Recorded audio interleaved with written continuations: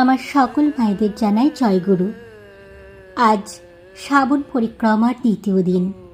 মাতৃ সম্মিলনের এই দ্বিতীয় দিনে শ্রী বড়মা কীভাবে বধূ থেকে হয়ে উঠলেন বিশ্বজননী, আজ ইষ্ট আলোচনায় সেই প্রসঙ্গই তুলে ধরব।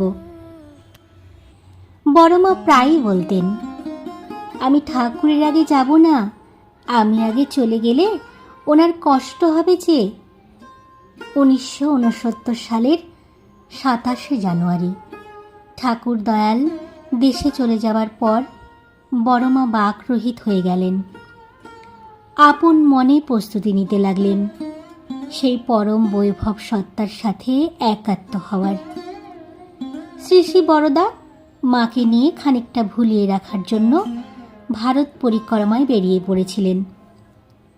পূজ্যপাদ বড়দা তাকে পুরী নিয়ে যাবার পথে মেদিনীপুর শহরের সৎসঙ্গের জেলা কেন্দ্রে কয়েকদিন অবস্থান করেছিলেন। এছাড়াও ভারতের কিছু পবিত্র তীর্থে তার শুভাগমন ঘটেছিল। তিনি নাকি প্রায়ই বলতেন, বর্ষাকালে আমার জন্ম, বর্ষাকালেই বিবাহ এবং বর্ষাকালেই আমি যাব।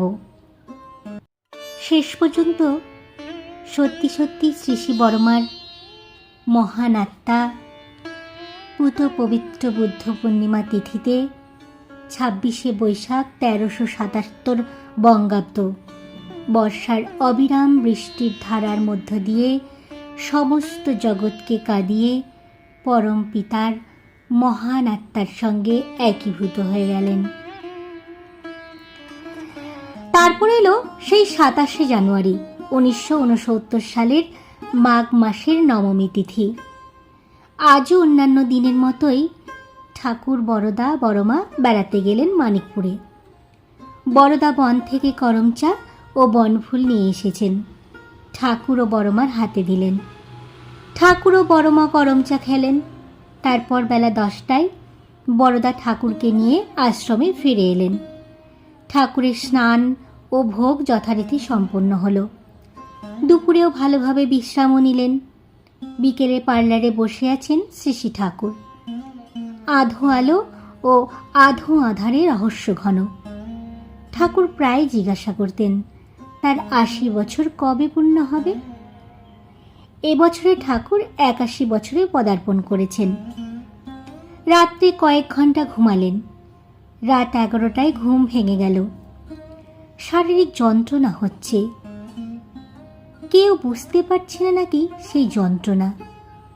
পৃথিবীর সব দুঃখের ধারক বাহক যিনি নীলকণ্ঠ, তাকে যে যন্ত্রণা বুকে ধারণ করতেই হবে। তিনি তো পৃথিবীর সমস্ত বিষ পান করে নিজে নীলকণ্ঠ হয়ে পৃথিবীকে অমৃত দান করে গেলেন।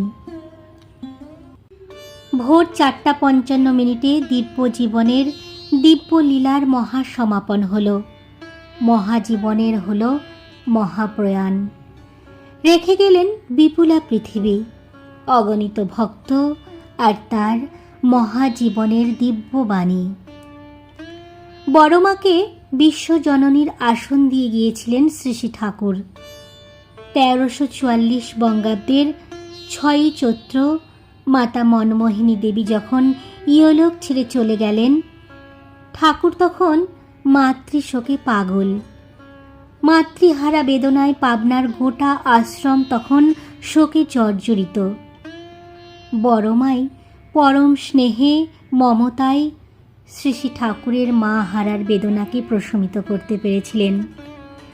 ঠাকুর সকলের সামনেই শোক সন্তপ্ত আশ্রম দিকদের বলেছিলেন, বড় বউ, আমাদের মা আজ চলে গেলেন। আশ্রমবাসী মাতৃহারা হলো আজ। তুমি তাদের মা হও আজ। আজ থেকে তোমার স্নেহের কোলে বিশ্রাম লোক আজ থেকে সকলে।